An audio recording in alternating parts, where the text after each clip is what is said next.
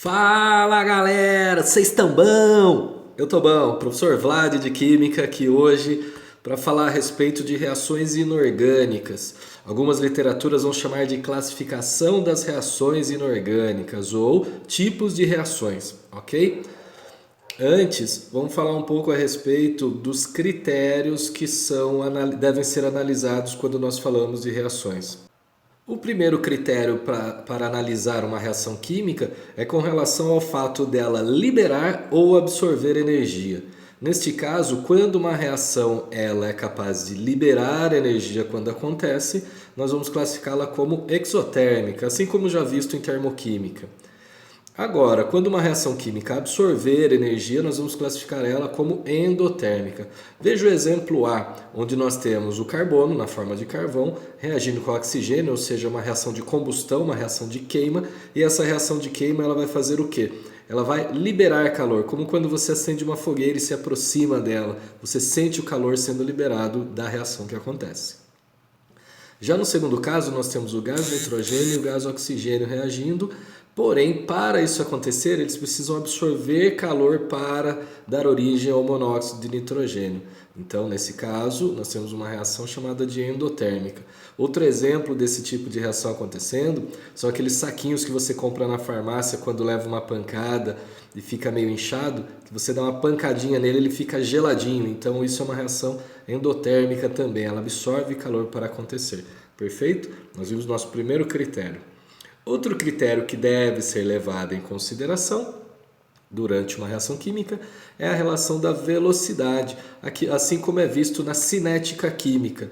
Então, nós temos reações que são classificadas como lentas. Elas levam vários dias, meses ou até anos para acontecer, como é o caso da ferrugem. Ela não acontece instantaneamente. Ela vai levar semanas até meses para acontecer na sua totalidade. Isso é uma reação lenta. Ela também pode ser classificada como uma reação rápida, como a queima. Você deu energia suficiente, pronto, já começa a queimar, acabou. Ou então uma explosão, que ela é ainda mais rápida. Nós temos algumas reações que elas ficam no meio do caminho, elas são classificadas como reações moderadas, né? Elas não são nem lentas nem rápidas. Vamos pensar, por exemplo, no caso de você morder uma maçã. Ela não muda de cor instantaneamente, mas se você deixá-la ali por alguns minutos, ela vai apresentar uma coloração amarronzada, indicando a sua oxidação. Com relação à sua reversibilidade, ela pode ser do tipo reversível, né? Que é quando reagentes se transformam em produtos, mas eu consigo fazer com que os produtos voltem a ser reagentes, como o caso aí do gás hidrogênio e o gás iodo, quando em contato, dando origem ao ácido iodídrico, o HI, mas dentro de algumas condições de temperatura e pressão, nós podemos reverter esta reação.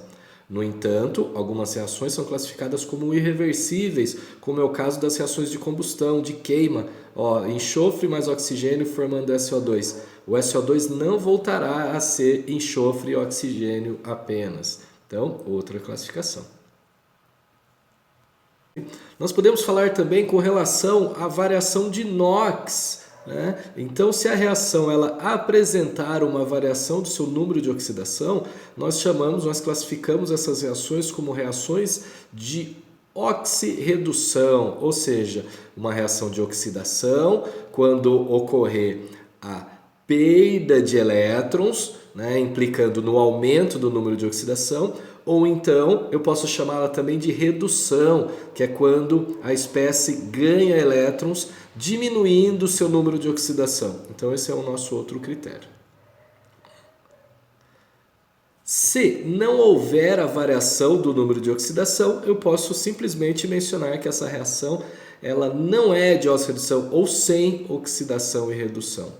Essa classificação ela não é muito comum. No máximo, nós classificamos como sendo ou não de óxido-redução.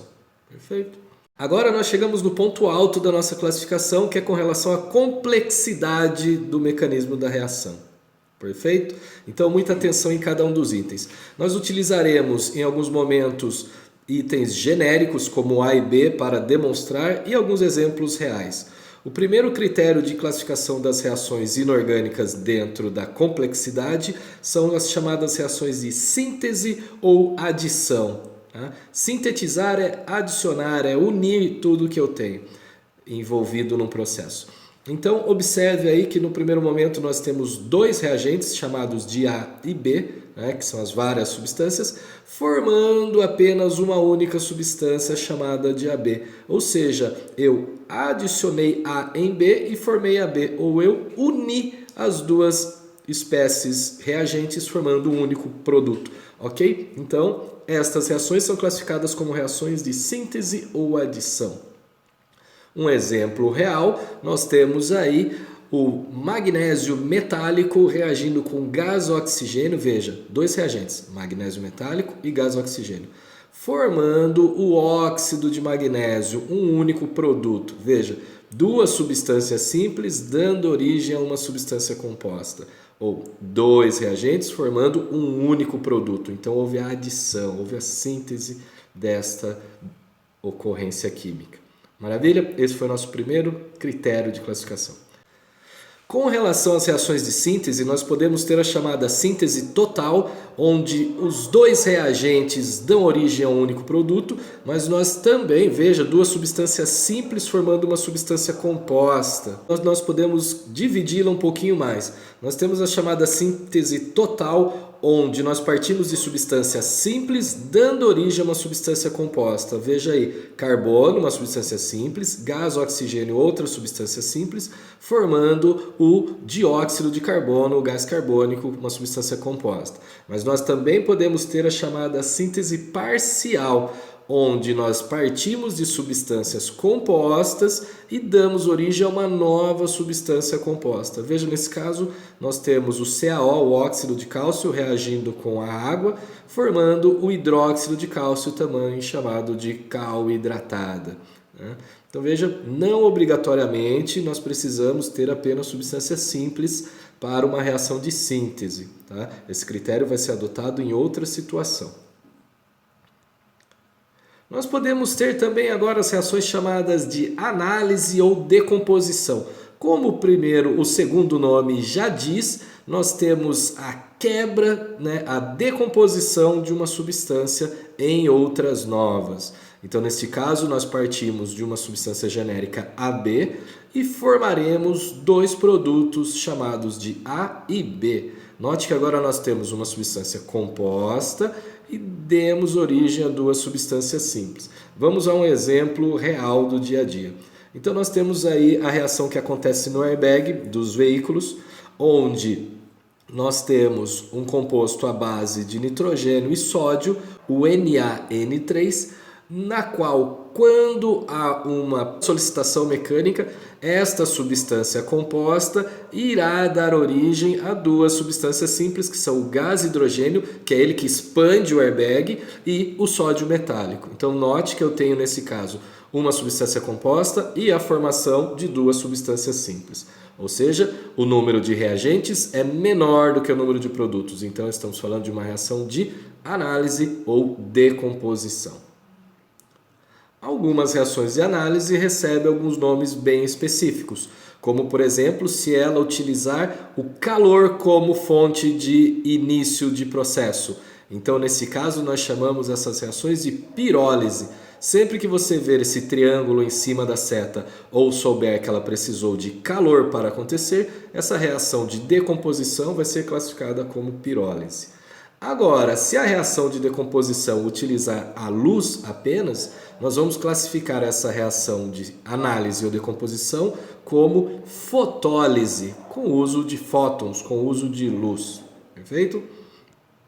Podemos ter também uma reação de decomposição que utilize eletricidade, que é a chamada eletrólise. Veja o caso aí, uma molécula de água, quando com o auxílio de uma descarga elétrica, dará origem às moléculas de gás hidrogênio e gás oxigênio. Note que em todos os casos, o seu número de reagente é menor do que o seu número de produtos.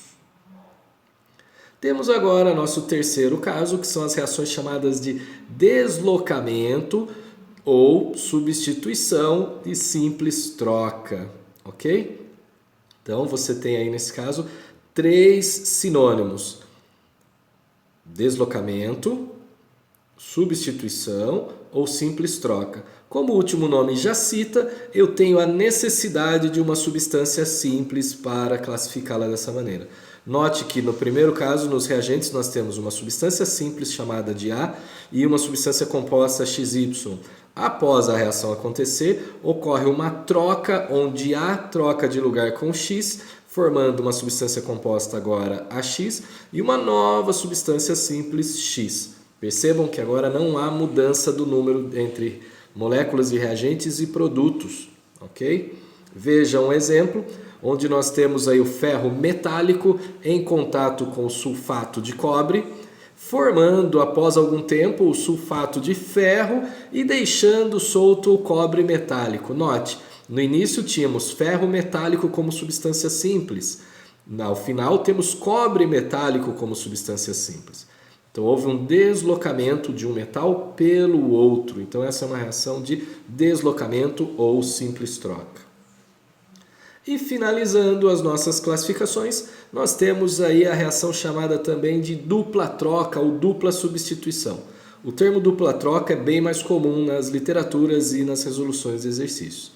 Note que a diferença entre as de simples troca é o fato de que nós não temos uma substância simples desta vez. Nós temos sim dois reagentes compostos, dando origem a outros dois produtos compostos. Veja, AB e XY como reagentes, trocando de lugares, formando AY e XB como produtos. Vamos a um caso real, né, onde houve aí nesse caso a mistura do nitrato de prata, HNO3, com o cloreto de potássio, KCl, formando o cloreto de prata agora e o nitrato de potássio. Notem que houve a troca dos cátions e ânions entre si. Mais uma vez, a quantidade de reagentes e produtos permaneceu igual. Houve sim uma troca entre todas as espécies e eu continuo tendo substâncias compostas, assim como no início, por isso uma reação chamada de dupla troca. Senhores, com isso temos o final desse resuminho de classificação de reações inorgânicas, ou também chamadas de reações inorgânicas. Isso já lhe dará subsídios suficientes para realizar a atividade que você buscar da melhor maneira possível, ok? Fim da aula, nos vemos na próxima, até mais, fui, um abraço!